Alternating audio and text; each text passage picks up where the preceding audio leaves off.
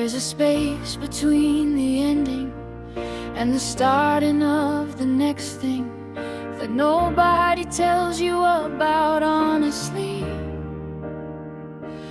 And the interval is the most testing of the places you will ever stand.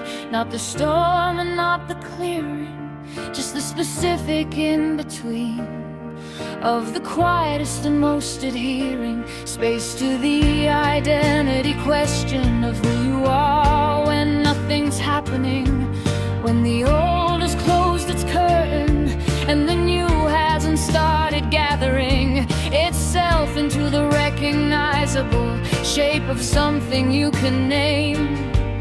And the interval is asking you to stand here without the frame.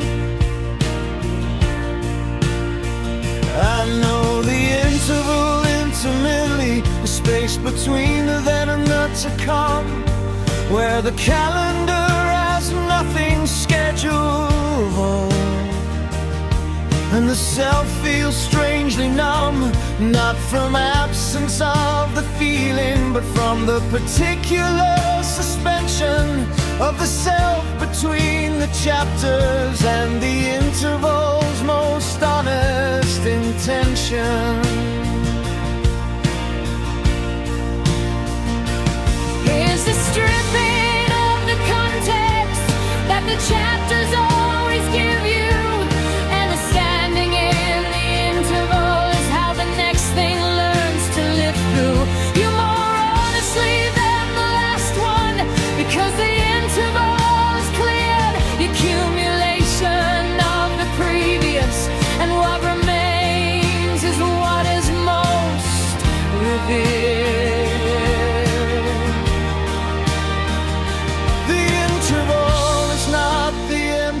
The interval is the most full of the silences, the most complete of the pauses before the beautiful.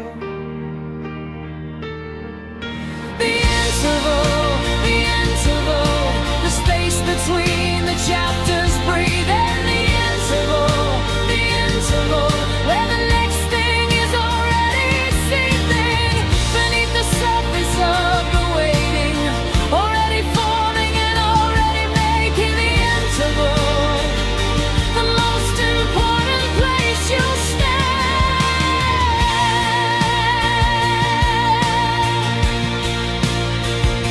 And I have stood in my share of intervals, some measured in the weeks and some in years. And the intervals I fought the hardest were the ones that cost the most in fears, about the not yet knowing what was coming, about the emptiness of the undecided. But the intervals I settled into were the ones that left me most provided for the next thing, most resourced, most clear about the carrying forward of only what belonged in the next chapter, only what the interval moved toward. And the interval is editorial in the most essential of the ways. It shows you what is worth the keeping into the next particular phrase of the living. And the interval is the editor the chapters never gave you, time inside the busy of the doing. The interval stops the rushing to save you.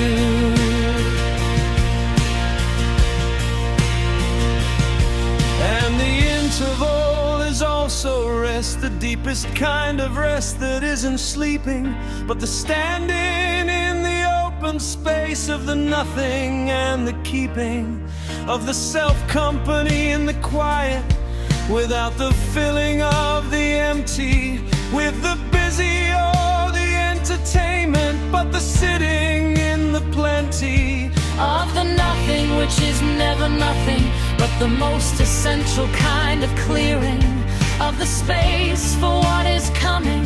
In the interval, the most adhering thing is the permission to not know yet, to stand without the next thing named. And the interval is where the bravest, most unstructured self is claimed. Standing there, don't feel it. Standing there, just feel it.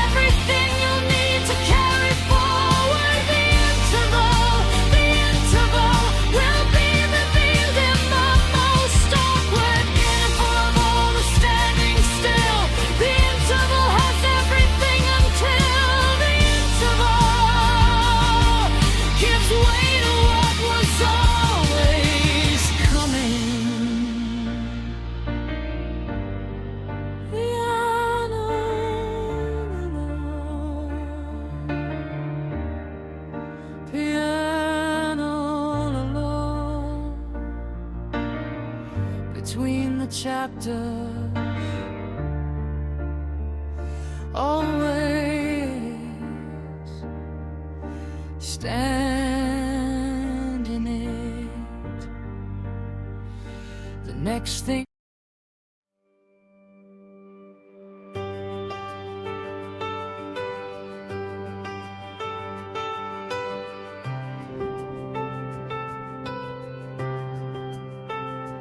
There is a space between the ending and the starting of the next thing that nobody tells you about honestly. And the interval is the most testing of the places you will ever stand.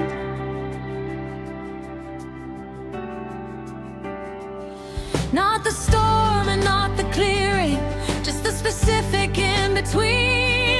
The quietest and most adhering space to the identity question of who you are when nothing's happened.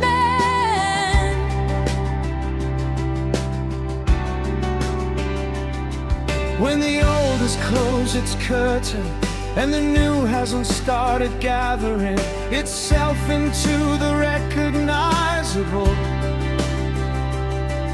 shape of something you can name, and the interval is asking you to stand here without the frame.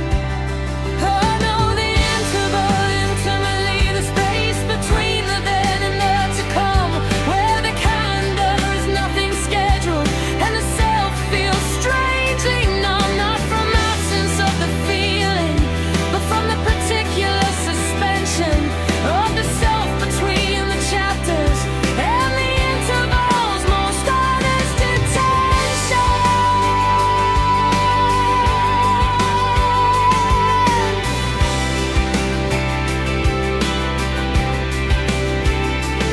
Is the stripping of the context that the chapters always give you And the standing in the interval is how the next thing learns to live through you more honestly than the last one. Because the interval is cleared, the accumulation of the previous, and what remains is what is most revealed. The interval is not the empty. The interval is the most full. Of the silences, the most complete. Of the pauses before the beautiful.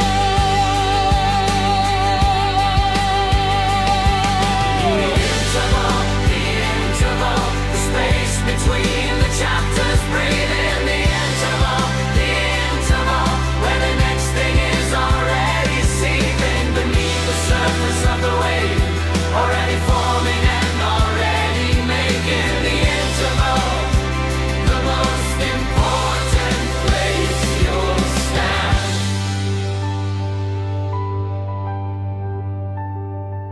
And I have stood in my share of intervals, some measured in the weeks and some in years.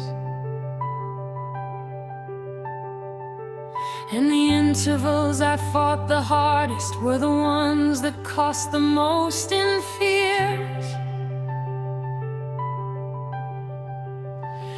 About the not yet knowing what was coming, about the emptiness of the undecided.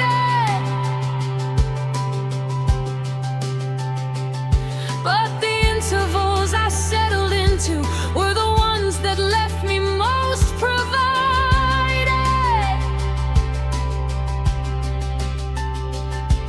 For the next thing most resourced, most clear about the carrying forward of only what belonged in the next chapter, only what the interval moved toward. And the interval is editorial in the most essential of the ways. It shows you what is worth the keeping into the next particular phrase. Of the living and the interval is the editor the chapters never gave you.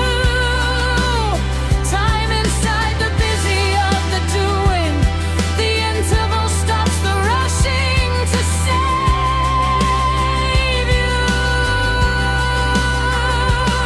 And the interval is also rest, the deepest kind of rest that isn't sleeping, and the standing in the open space of the nothing, and the keeping of the self, company in the quiet, without the filling of the empty, with the busy or the entertainment, but the sitting in the plenty. Of the nothing, which is never nothing, but the most essential kind of clearing of the space for what is coming in the interval. The most adhering thing is the permission to not know yet, to stand without the next thing named.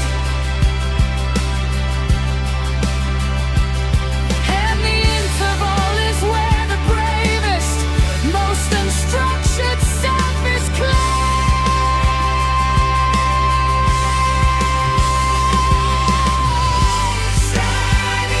Stand in it. Don't feel it.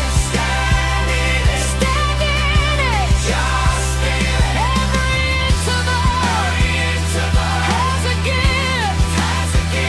Every interval gives a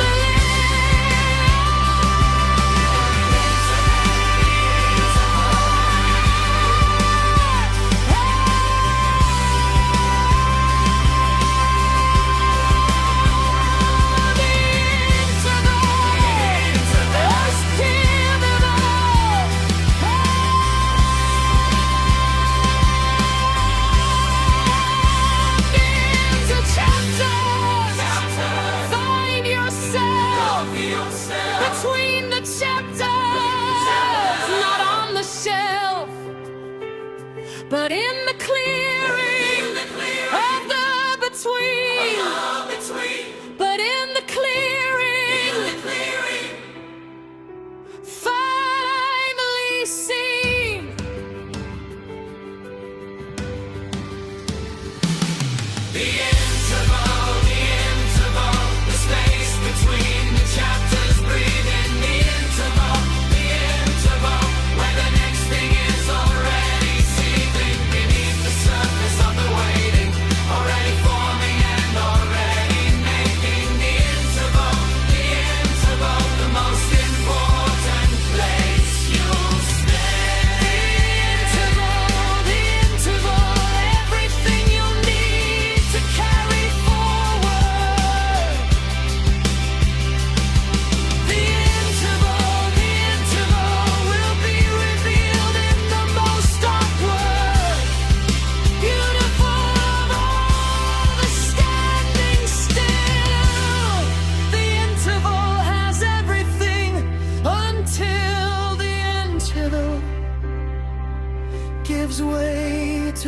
was over.